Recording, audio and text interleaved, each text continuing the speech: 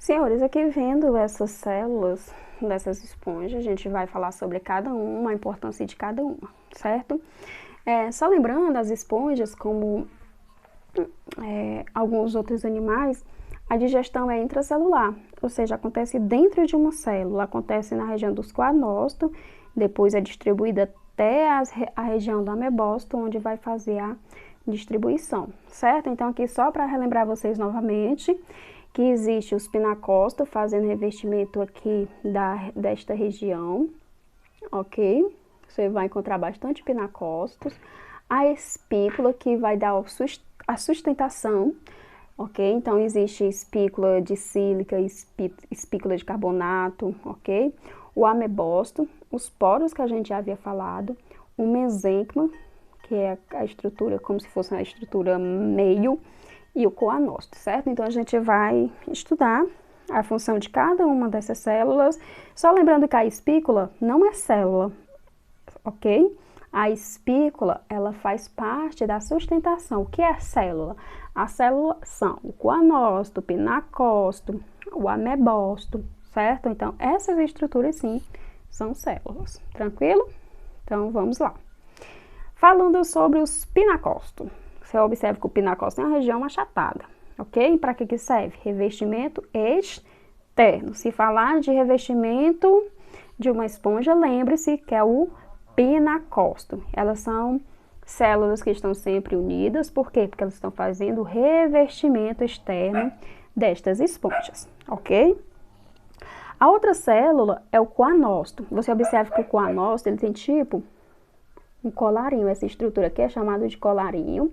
E esse colarinho, ele está o flagelo. Para que serve o coanócito? Para fazer o revestimento interno. Vocês lembram que dentro da esponja fica cheio de flagelos? Então, isso aqui, tudo isso são os coanócitos, fazendo o revestimento interno. Aqui fica quem? Tá vendo aqui? Os pinacócitos, fazendo o quê? Revestimento externo, ok? Para que serve o flagelo? Para fazer o fluxo de água, ou seja, fazer a água circular dentro dessa espongiocela, certo? E para que serve o coanócito também? Porque aqui no coanócito acontece um processo importante, que é a digestão das partículas de nutrientes, ok? Então, nessa região acontece a digestão. Digestão o quê? Intracelular, porque acontece dentro de uma célula, ok? Então, o coanócito você vai sempre observar que ele é flagelado.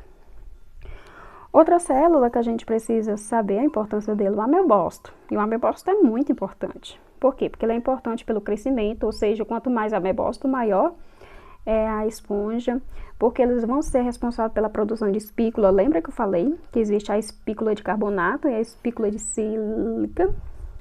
Então, o que vai determinar como vai ser essa esponja é a produção de espículas, ok? Essas células são totipotentes, ou significa o quê? Que elas podem sofrer diferenciação em outro tipo de células, muito bem. Existe também, essa célula também vai ser responsável por formar os gametas. Por quê? Porque existe esponjas dioicas, ok? Esses amebócitos também vão ser de importantes, porque eles vão fazer a distribuição de nutrientes, ok? Então, fazer a distribuição de nutrientes para onde? Eles vão até a região do amebócito e lá vai ser distribuído para todas as partes do corpo, ok? Então, lembre que é os coanócitos, que acontece a digestão lá, e os coanócitos mandam para quem? Para os amebócitos, para quê? Para ele fazer a distribuição de nutrientes. Você é demais. Eliminação das excretas, e aí ele vai pegar essas excretas e vai jogar para dentro daquela cavidade grande. Como é o nome daquela cavidade grande? Espongiocélula. Muito bem. Ok. A outra célula que a gente precisa estar atento são os porócitos. Para que serve um porócito? Porócito. Para formar poros. Muito bem. Então, aqui, saídazinha, ósculo, saída discreta, eliminação discreta, eliminação dos espermatozoides, ok? Tudo que precisa sair de dentro, sai pelo ósculo. Beleza? Facinho, facinho, né, gente? Esponja é simples mesmo. E a espícula né, que serve de sustentação. Espícula não é célula, certo? É só uma estrutura que serve para sustentar, dar o suporte a essa esponja. Então, tanto pode ser de carbonato de cálcio ou de sílica, certo? E algumas esponjas apresentam espongina, que é o que? É uma proteína de colágeno, tranquilo? Por isso que algumas pessoas antigamente tomavam banho de esponjas, ok? Por este motivo. Beleza? E aqui é só para você observar que existe diferentes tipos de espículas, ok? Tranquilo, tranquilo, tranquilo. Reprodução. Senhores, reprodução simples, né? Brotamento e regeneração. O que é brotamento? Daqui começa a surgir uma nova esponjazinha, né? E ele, ops, caiu. Cai no substrato e cresce. Ok, regeneração, o nome já está dizendo. Uma partezinha foi, quebrou, digamos que essa parte aqui quebrou. Pá, quebrou aqui, certo? Aí essa partezinha caiu aqui, encontrou um ambiente perfeito e ele se origina em uma nova esponja. Esponjas são demais, ok?